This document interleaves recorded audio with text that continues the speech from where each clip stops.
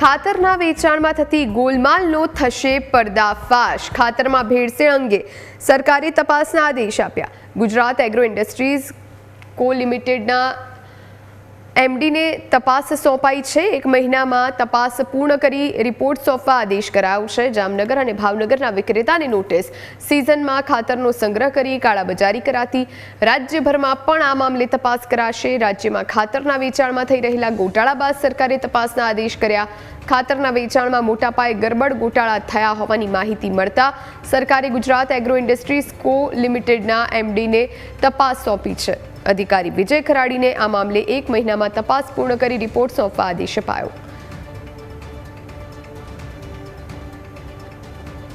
Jamnagar Gujarat fertiliser એસોસિએશનને રાજ્ય સરકાર દ્વારા સોકોસ નોટિસ દેવામાં આવી છે।